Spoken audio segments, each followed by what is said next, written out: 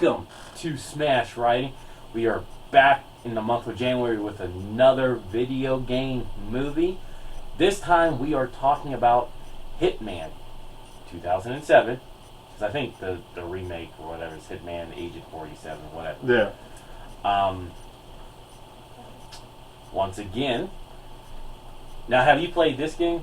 I have played bits of Hitman. The thing with Hitman is that you can do it a bunch of ways, but the main way to play Hitman is stealth-oriented. I ain't good at stealth-orientation games. Okay. I am much more of a run-and-gun, hack-and-slash kind of player. Okay.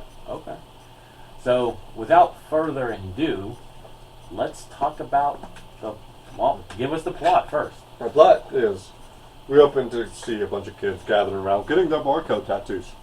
So I'm going to do the Pulse Kid when they turn 10. I'm sure you will. I'm sure Sammy is looking forward to it. She probably would. I mean, she is watching, like, Jason and Candyman movies, so, I mean... Marissa might not like it, but that's your problem. That is true. Anyway, we also see them being trained, and if they try to escape, they're gunned out. What a waste. Yep. But we jump to an Interpol agent arriving home, and he turns on his light to find a gun being pointed at him from a guy named Agent 47. We find out his name much later, but for ease, it's 47. Mm-hmm. He wants to assure him his family's safe. They're sleeping. He wants to tell him a story. But he has a question to put in his head. When does a good man know when to kill? The man he's looking for is a ghost.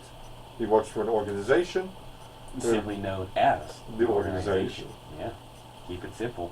And they pretty much find orphans and abandoned kids and train them up to be killers. No one knows they exist, but they got ties to every government. And 47 is the best. We see one of the reasons why. As he actually stores a bomb inside of the guy who's throwing it over. Yeah. And it kills everyone in the explosion. We see that he's arrived in St. Petersburg for the case. And he's at a bar. He awkwardly turns down advances from a woman. He checks the ice machine on his way up to his hotel room, where he booby traps the door with an explosive device. He sets up a fast rope escape. Nobody touches his ice but me. And he's finding out his next job. It's supposed to be for President Belikov. And originally it was supposed to be quiet. He'd already made preparations, but the client has changed their mind. And it needs to be done loud and in public. So he begrudgingly takes the case. He learns about Belikov and Belikov's brother. But he successfully operates his job. He takes out Belikov with a sniper. He blows up the sniper rifle. Everything's looking good until he's at the train station. He gets a call. There was a witness. Nika. So he goes to take care of Nika. But he freezes a bit when they make eye contact. And just then, a person next to 47, they get their head blown off. By a sniper, it's another agent trying to take him out. He disappears into the crowd. And he gets back on the line with the person he's talking to. I can't remember what her name was. But he's like, she was not a witness. She did not recognize me. Well, and he's also told, you're not getting paid because you didn't do the job. Belikov is still alive. And he gets a videotape of Belikov talking about the assassination. And he's yelling at the computer. He's like, you tell me who this client is. If I was set up, I will find you and burn you down. And meanwhile, Interpol has arrived in St. Petersburg. The guy finds out that he missed his target. They know where he is. They have a picture, and their FSB is moving in on him. He tells them all to wait for them, and they're going to take point. But he runs into the problem with the FSB, Yuri. Yuri pulls rank on him, and he's ordering a shoot-to-kill order. Go in now, get him. Just before they can do that, though, 47 gets a call from the woman he's talking to online. Tells him the client was Belikov. You've been made. Just as he has to escape from the door explosion because SWAT has activated the explosive device. And it starts an escape through the hotel. And he comes eye to eye with Interpol agent. I love that little standoff because a maid inadvertently walks in between them. Mm-hmm. And he's trying to get the maid out of the way, but 47 keeps telling her to stay. and she's listening to him because, unlike the Interpol agent who's speaking English, 47 is talking to her in Russian. Smart. But it allows him to escape and gives escape in the canal. The first thing he does is sets off and captures the witness. Because he has answers. Or he has questions, I mean, not answers. She has answers. But not really. She has nothing to give him. She's Belikov's girlfriend and was instructed to wait at the corner. Had never seen him before. But before he can take her out, she informs him that he has body doubles, clones. And he's going to still kill her, but changes her mind whenever he becomes fixated on the tattoo she has on her face. So he takes her with him. And meanwhile, back at the hotel room, nothing's really left. One of the people touches his computer, which wipes his computer, and everything else is damaged in the explosion except for his suitcase. But there's a pissing match beginning here for jurisdiction between Yuri and Interpol agent. Always. Always. Gotta happen. You're all trying to protect the law, but then you're just like, well, he's on your turf, my turf. Let's figure this out. No. Screw it. Now, Nika is in trouble because the guy she was in the truck with, was her driver who was instructed to kill her. So there are people.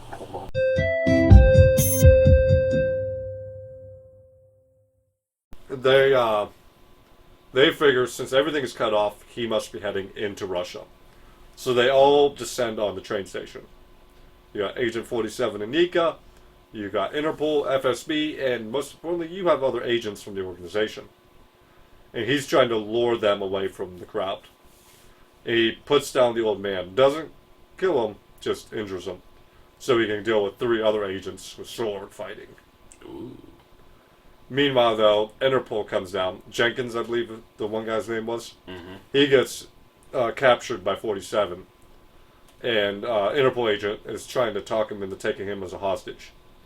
So 47 knocks out the guy because he has never seen his face. Only the one Interpol agent has seen him. And 47 is going to kill him, but Nika talks him down. Back in the truck with her. But, meanwhile, Yuri tells Interpol agent, you have 2 choices here. You can either leave, and I will give you glowing remarks about how cooperative you are. Or we can just force you out and tell your boss that you've been a hindrance. So he tells Yuri he's going to leave, but he actually puts a listening device on him. Meanwhile, back with 47 and Nika, he lets Nika out of the trunk. And I love the back and forth there. Where she's yelling at him. She's like, I can hardly breathe in there. And he's like, I took out the body. It's like, I'm compromising with you. But he lets her into the passenger seat so she can eat the sandwich he bought. Well, that's nice. And he's going to kill her. Oh, yeah. But again, is dissuaded whenever she tells him, I don't have a reason to give you to live. I don't even like my life. She's pretty much been, sex slave to this guy. And is ready to die. But he takes compassion on her again and is like, just don't interfere with me again. Because that's what his big problem was, is she stopped him from killing somebody. Right. They meet up with a CIA agent. And the CIA guy, they're going to help the CIA by taking out Belikov's brother. And in return, he wants a favor. We don't know what the favor is yet, though. But the CIA agent agrees to it. Fine, whatever, and tells him where to find the brother. So I believe it's Turkey or Istanbul, one of the two. I could be mixing it up with the Bond movie we just reviewed. Now you got me second guessing shit, because I'm like, how many damn times are we going to talk about movies with Istanbul and Turkey? It is Istanbul. It's in Istanbul. Okay. And after some prep time, he prepares for a dinner reservation at 5. And him and Nika are growing closer together. She's opening up to him. He's being very awkward. He's trying his best. He just has no people skills. He was raised to be a killer. That's all he knows. And he's very awkward and everything. But he does have a magazine of how to communicate better and how to blend in better. And meanwhile, Interpol agent, they do figure out that there was a clone situation going on here. Because there was no way 47 missed Belikov. And a clone is the only way that they're figuring out what happened and everything. So wait, did Belikov put a hit on Belikov? Belikov, I don't know if it's the clone or if it's the real Belikov. But it is Belikov on Belikov. Yeah, that Okay. put out the hit on the other Belikov. Okay. Okay. So I do think it's the clone now who's still alive and is trying to take Belikov's place. Gotcha. Because there's a scene with him and Yuri where he's talking about how painful the process was. Mm-hmm. So I do believe we're dealing with the clone. Okay. We have the dinner between 47 and Nika, where they're watching Price, who's at the one table, and he poisons his drink. But again, you do have a great little back and forth between the two of them before he excuses himself to go kill Price in the bathroom. Because again, he did the prep work and everything, which is wonderful. Right. And they get back to the hotel. Nika's drunk. She's upset over dinner because she was having a nice dinner. And Yeah. she comes on to him hard, and he knocks her out. Yeah. He goes and plays a Price to meet the brother. And the brother is notified that this is not Price right away, but 47 manages to talk long enough to start the gunfight. And he puts down the brother, and it's back up to Russia. And just as Interpol figures it, he's going after the funeral. And there's also, at this point, they got his briefcase back, and they find a big church key inside of it. But during the funeral, right before the funeral starts, he kidnaps Yuri, ties him to a bathtub with a walkie-talkie. Says at 2:30, you tell your gunman to shoot at Belikov, or you will be fried. Here is a toy from your house to show you how serious I am. So at 2:30, he issues the shoot order on Belikov. It doesn't hurt him because he's behind the bulletproof glass, so they're able to get Belikov out. But 47 is hidden as one of the guards, and takes out the rest of the guards and pulls Belikov into a room. Outside, Interpol agent realizes this has all been planned from the beginning. They're in the church with the giant key. So he questions Belikov. Belikov offers him his life back, and Hitman does not want it and shoots him dead. He takes cover from a gunship and lets Interpol arrest him. They get about 3 blocks down when they're swarmed by CIA agents who distract them long enough for 47 to escape. And we jump back to him telling the story.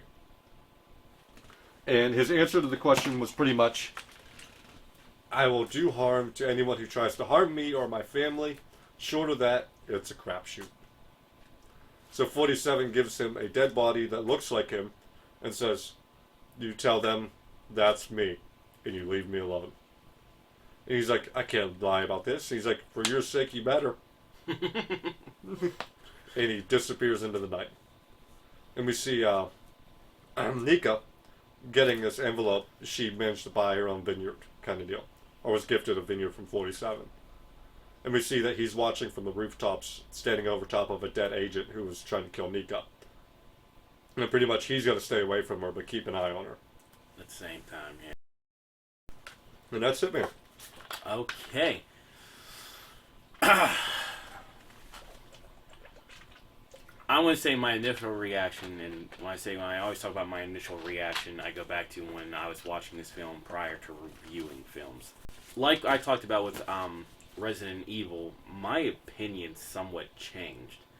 I really liked it initially, and now I'm watching, and this is probably like my 4th time, because it came out about 4 times. I've kind of swayed it away from liking it. I do. At least saying like, yeah. Let me say like, at least saying like A S tier type movies. Yeah. Let's make that clear. I think the biggest pro this movie has is Timothy Olyphant. Yes. Now he is a good actor.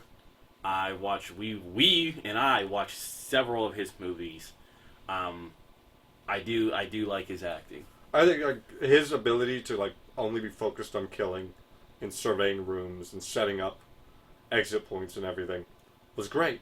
And like that awkwardness of like everything else. Yeah, because like him trying to handle Nika and talk to people, you could tell he has 0 social skills. Yeah, and that's the beauty of like he is so trained like in this aspect we're talking about Agent 47, he is so trained to kill and to scope out the scene like I do From what I know about the game, it's a lot of setup. It's a lot of putting things where they need to be, and a lot of stealth. And I think that they did a good job covering that in this movie. Like him setting up the bathroom ahead of the dinner date, or him shoving the explosives in the guy to explode whenever he needed it to. Or even like setting up the hotel room where he had guns in the ice machine and He mentioned you were just somebody like going to get some ice. Yeah. And then just it's fucking ready to go off and shit. Like, I just wanted some ice cubes. You selfish people. No, he's not a sword fighter like they had in this movie, but it's still a bit more action to pump you up a little bit. I think you have to add like different, to make it interesting, different fighting styles and techniques and. Now, I do think that this movie does suffer a little bit because we see from time to time a movie will drop that will change the landscape of movies, and I feel this movie took a little bit too much from Bourne. Especially the rapid cuts during fight sequences. Yeah, I got that vibe. Like it was a vibe of I was gonna put like a thriller spy movie attached to it. Yeah, it didn't. You can almost say like it didn't feel original. No, it just does feel like a garden variety action movie. But for during that time period, garden variety was Let's Be Bourne. Yeah, because Bourne, like that film series, was really taking off. Yeah. Like even after, because like they did the films like quickly too. Yeah. And it was just a thrill ride that people. I was like, I'm not trying to shit on Bourne. I'm trying to shit on the idea of too many people trying to be like Bourne, other movies. Yeah. Just like you saw like a bleed through with the Dark Knight movies. And how that poisoned DC for a long time. Because then everyone was like, well, if you're not going to do it just like you did the Dark Knight. I think the Dark Knight really put the DCU on a twisted path because then everyone had to be in the formula of the Dark Knight. Everybody. And then when you think about like the Dark Knight Rises came out 2012. Yeah. Man of Steel comes out 2013. Yeah. And I know they were like different universes, but it's the same studio. That shit bled through to the comics too. Okay. But then you got like John Wick, and then Nobody, and now we got fucking what looks like that one Novocaine movie that looks like another John Wick clone. Good point. But I do feel like this movie does kind of feel like you're trying to pull too much from Bourne. And like you're like I said, you're in 2007. You're in that prime area too. Yeah. I'll say the woman who played Nika was really good too. Yeah. I felt like those two had good chemistry. Yeah. To make those two characters work. You're about to find her name, and something tells me it's not going to be easy to say. No, it's not. I already saw a glimpse of it. Her name is... Oh, no. Oh, here we go, people. Here we go. Olga Kurylenko. God, Nika's just sounding better at this point. Yeah, her name is Olga Kurylenko. Who else was in that film? Like Robert Knepper played Yuri. Okay. Doug Gray. Why is that harder? Doug Scott. Played Mike Witter. He was an Interpol agent. No, I'm not trying that one. Which one? It goes off the screen. Oh my god. But I was just asking, like, how many other, like, brand name actors and actresses were in Michael Opie, I believe, went on to do some really good things. He played Jenkins. Yeah, let me see his face. Yeah. He was in Marvel, wasn't he? Oh, movies and shows. No, go up. No, let's just go here. He was in Casino Royale. Ah. We're going to talk to him about him in 2 movies. Fucking goddamn Google. Google sucks. I swear to. Like, we have all this technology. Going up because my service sucks in your house too. We try to have all this technology to give us up to notes. Michael Opie was in Captain Marvel. Okay. Wow, man. Sorry for your loss. Captain Marvel's great. I don't know what the fuck everyone talks about, man. Anyway, back to the movie we're talking about here. Yeah. So, I think it's a fun action movie. Yeah. I think there are elements from Hitman that they do really well. How much of that, I don't know, because like I said, I only played Hitman a little bit. Most of my Hitman knowledge comes from watching Call Me Kevin. And if you've ever seen Call Me Kevin, you know he just fucks up the world. Final grade. Give me your final grade first, because I'm going to give this a B minus. Okay. It's a fun action movie still. At the end of the day, it's a fun action movie. Yeah, I was just trying to feel where I wanted to go with it because I was torn between the B and the C. I'm going to give it a C plus. They had some great moments, and the movie wasn't long either. No, it's like an hour and a half. Yeah, and I actually read it. The longest movie from this block is the James Bond movie. Of course. Which was 2 hours and 12 minutes, 2 hours and 2 minutes, something like that. God, it felt like 3 hours. But that's another video, another day.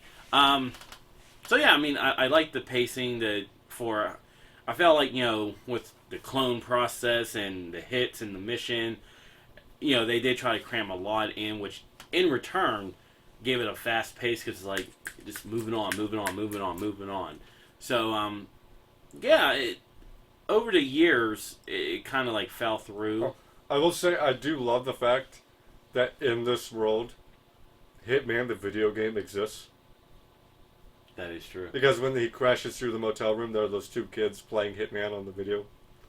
So I do love the idea that Hitman exists in this world. There you go. And I go back to, like, when I watched this when it initially came out and all of that, I thought it was cool. It did kind of water down because of, more films and copycats and taking elements from other or things like that. But nevertheless, I still think it's something you can watch. I mean, it's not a bad movie. So that is our review of Hitman 2007. You just realized too, like we were like talking off screen about like sequels that Yeah, we got Agent 47. Yeah. Which I heard is supposed to be worse. No, because this is not a bad movie. So yeah, hearing it say worse is like, is it a D? Is it an F? Yeah, but you think like it was so many years. You're like, okay, this are the things they didn't like. Let's do that. You would always think that's the solution when you remake, but clearly not. Until next time, bye-bye.